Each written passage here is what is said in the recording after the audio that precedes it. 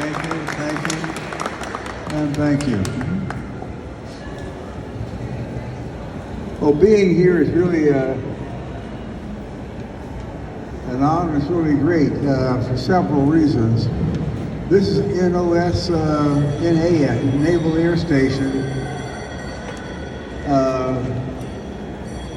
Wildwood, right? Is that where I am? Okay, my son.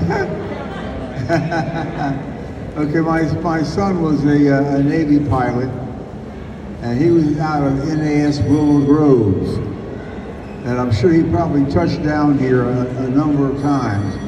Here he mentioned NAS Oceana, and he touched down there many times. Another reason I feel great being here is this airplane is my first solo. The first time I soloed an airplane, I was in a model just like this, PT-17. And that was really a thrill of a lifetime, because I wanted to fly since I was a little guy. And I used to always dream about flying and making model airplanes and dressing like a pilot. And to be able to finally solo, go all by myself in one of those.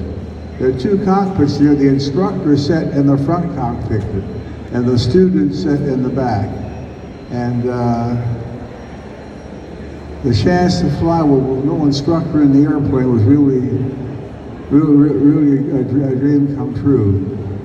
When I went into service, at that time I was living in Camden, New Jersey, the great city of Camden, New Jersey.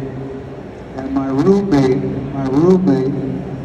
all the way through flight school, was from a guy named Cleo C. Rice from Bridgeton, New Jersey.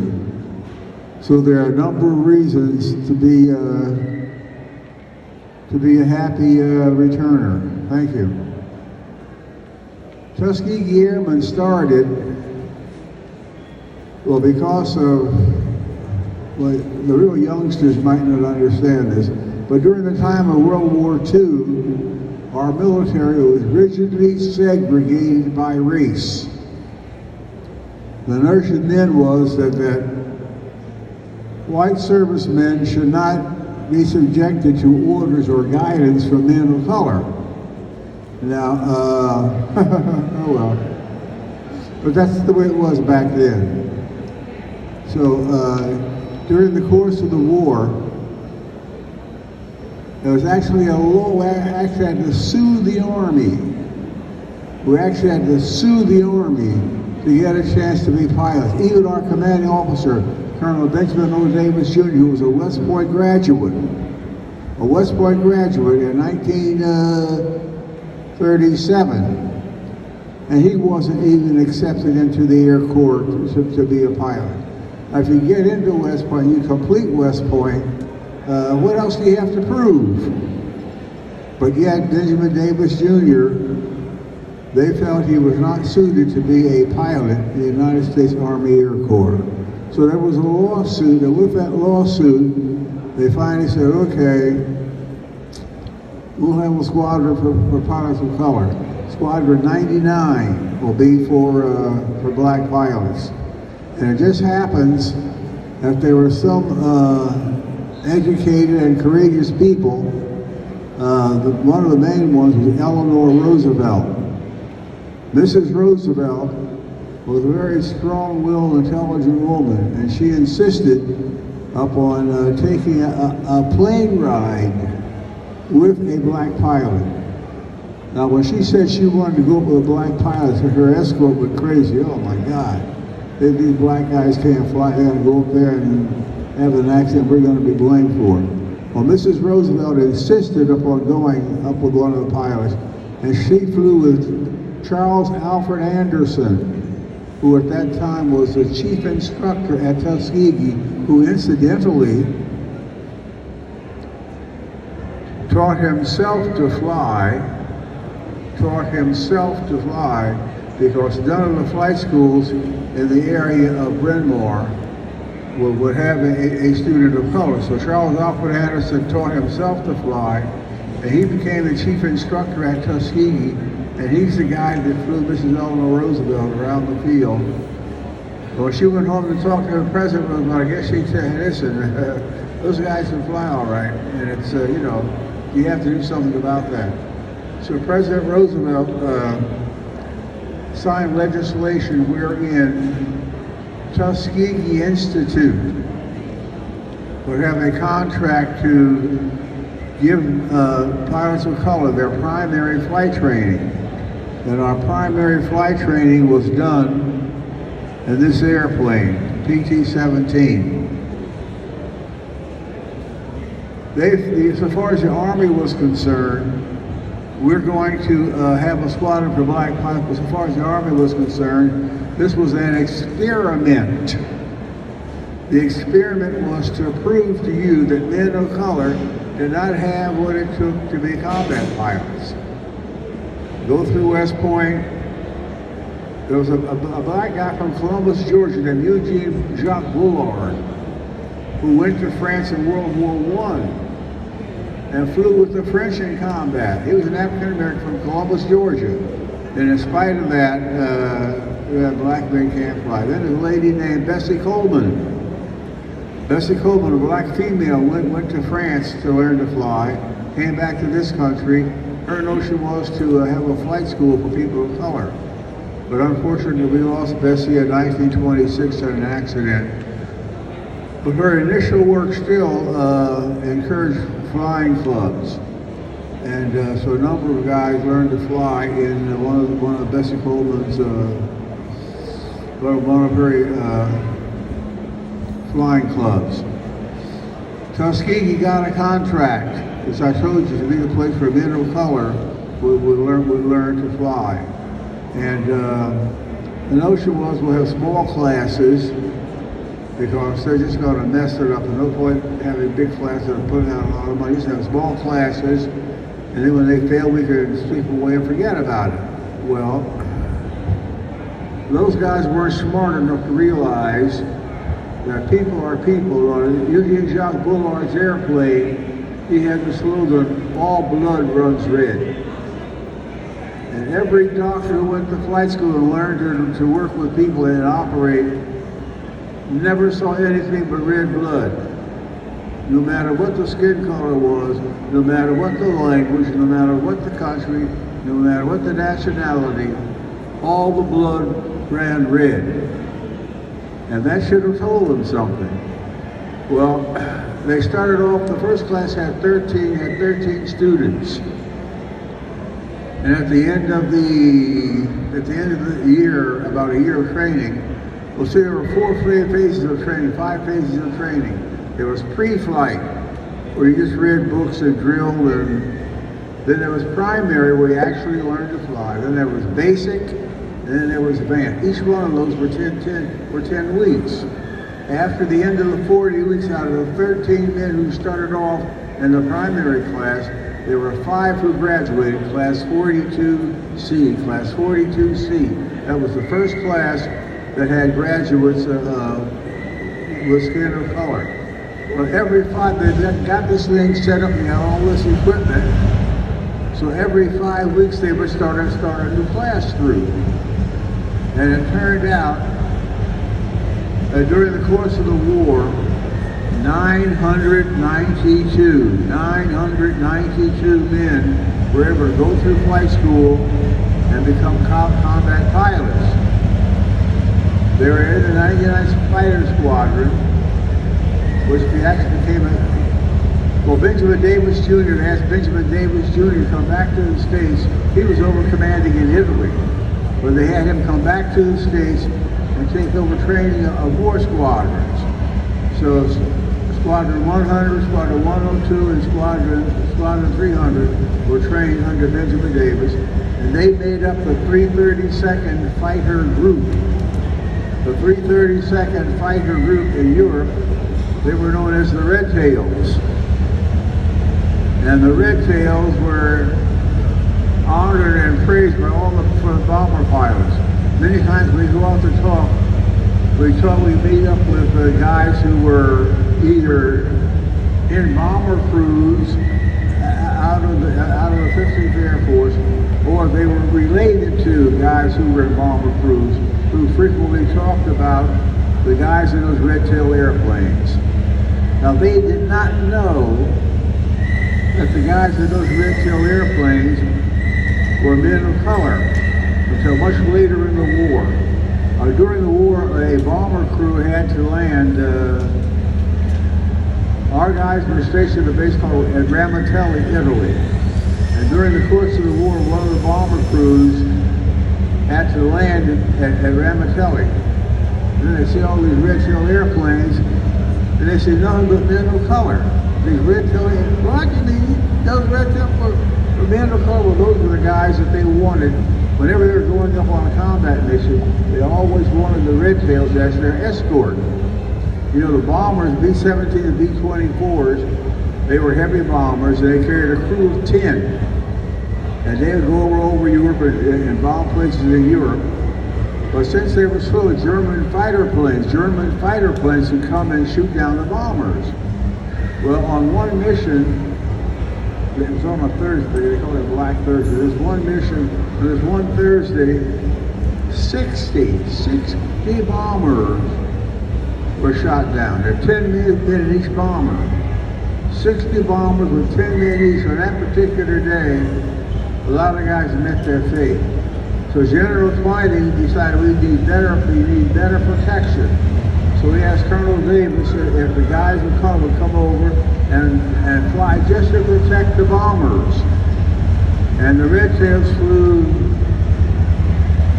over 200 and some missions protecting bombers. And for the longest time, the notion was, the rumor was, that they did not lose a single bomber under their protection.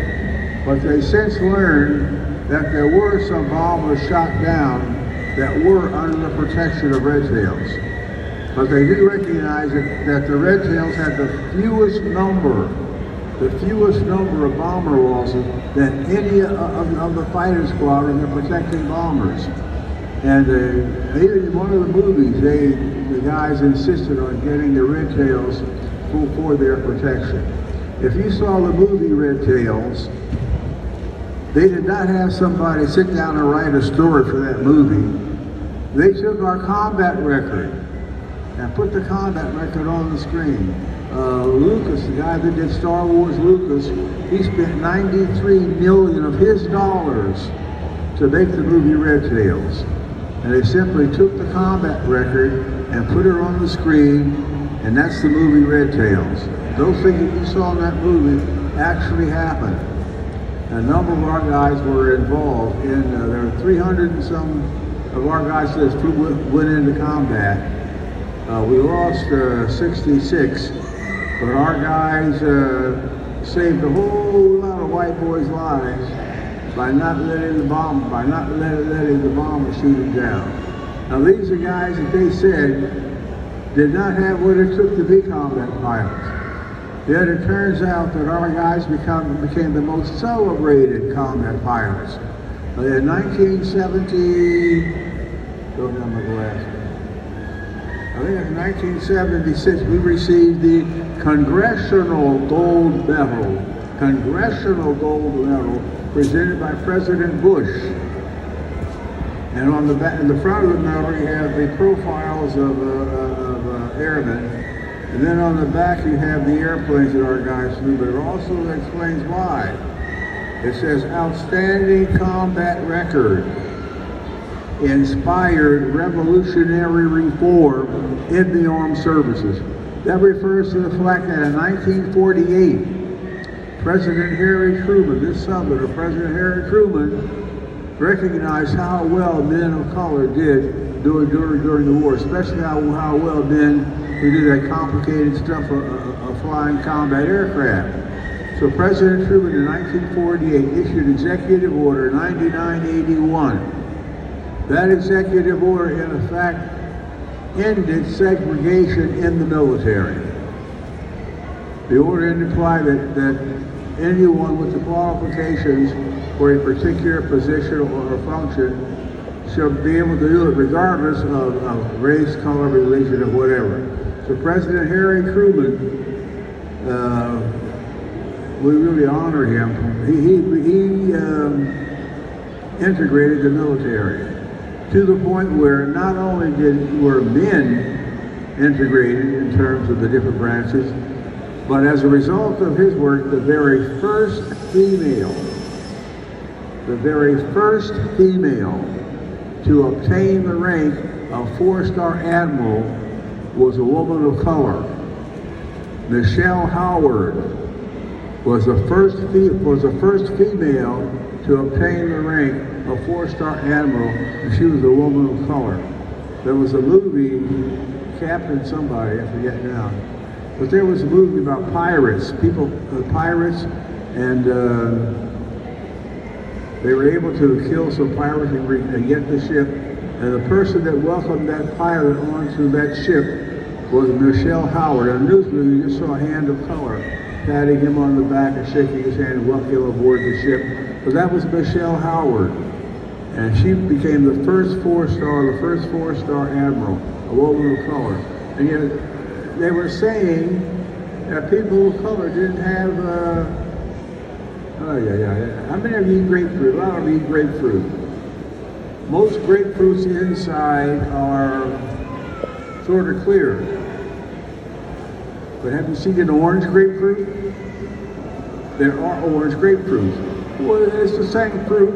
It just has some extra stuff in it that gives it color. And if you're eating fruits and vegetables and you have a choice of fruits and vegetables of different colors, the nutritionist will tell you to always take the fruit and vegetables that are of the dark color. Those fruits and vegetables have the highest number of nutrients. Whatever it is, if you have a choice of colors in those fruits and vegetables, always take the fruits and vegetables that are of the darker color. At the end of the war, men of color wanted to continue flying. They learned to fly, they enjoyed flying, and they wanted to have a career in aviation. But because of racism and all the stupid nonsense, men of color could not get jobs flying airplanes with passengers. You can go up and you can protect bombers and prevent them from getting shot down, but you cannot fly and carry passengers in an airplane. But once again, they're missing something. Well, in 1940, actually the war ended in 45. In 1946, a guy named Marlon Green went around trying to get a job. He had been a pilot in the Korean War. He went around trying to get a job with the airlines to fly commercial. And none of them would hire him. But he goes to Continental and fills out an application and so forth. At least they talk to him.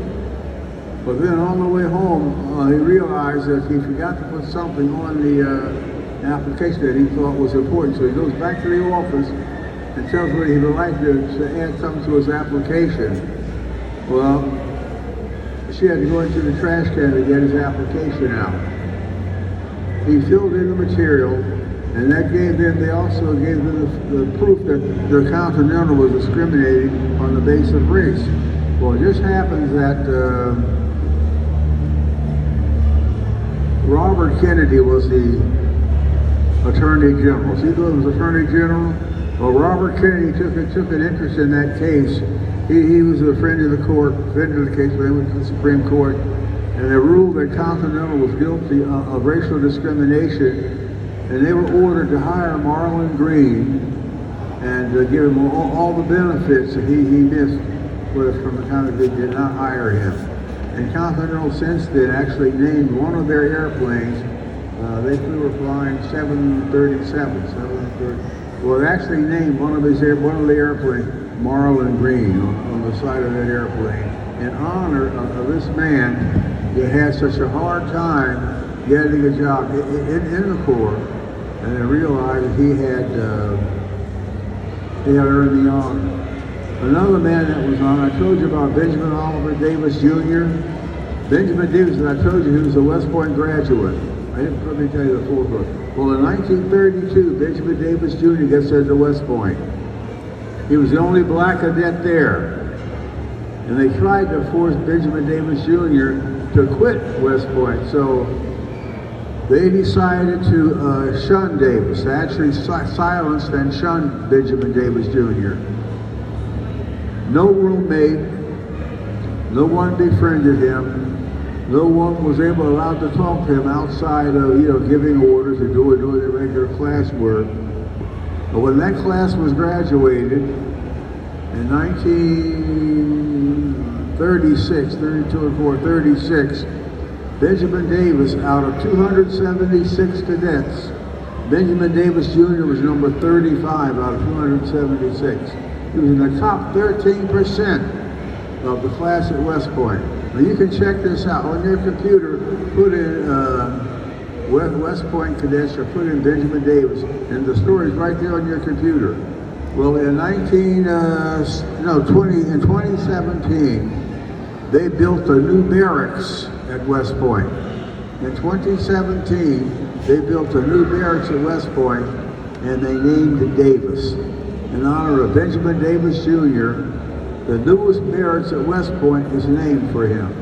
They have an Eisenhower barracks, most of the generals, most of the veterans most of the general 4-stars have a barracks named for them. Well, there's now a Davis barracks, and that barracks was dedicated in 2017. You can check all that stuff out on your computer. Put in Benjamin Davis Jr. or put in West Point Barracks, and you'll see the whole story. Now, many of us did not get a chance to fly commercial after the war, but I'm very happy to say that things had changed by the time my son was old enough to enter service. He was a Navy pilot. He was trained at Pensacola, and as I said before, he was in NAS Wildwood, and I think he probably touched down here and some other air bases a couple times. But he was, after 8 years with the military, he joined American Airlines. And he became a captain. He became a 777 captain. He was actually the supervisor of American Airlines 777 fleet. And I had the fortune of being able to be on his airplane when he flew to France. When the movie Band of Brothers came out, they took a lot of those veterans back to France, back to Normandy for an anniversary of when they were there just around D-Day. And my little boy, who I used to play airplanes with on the floor, grew up, and he was able to be the captain that flew me across the ocean to Paris. And so things have changed. And there are a lot of women that are now flying for the airlines. So all these changes that have happened since President Truman integrated the military. We have a number of 4-star generals. As a matter of fact, the current Secretary of the military, Secretary of Defense, was a black 4-star general. That could not have happened before Tuskegee Airmen persuaded them to desegregate. So the current, and of course you knew that Colin Powell was the chairman of the Joint Chiefs of Staff, and the current Secretary of Defense is a black 4-star. But that could not have happened had President Truman not recognized what we did and desegregated the military. And that was because of the men who became known as Tuskegee Airmen. And I'm very happy, very proud to be a member of that group, that I can be called a Tuskegee Airman. Thank you ever so much.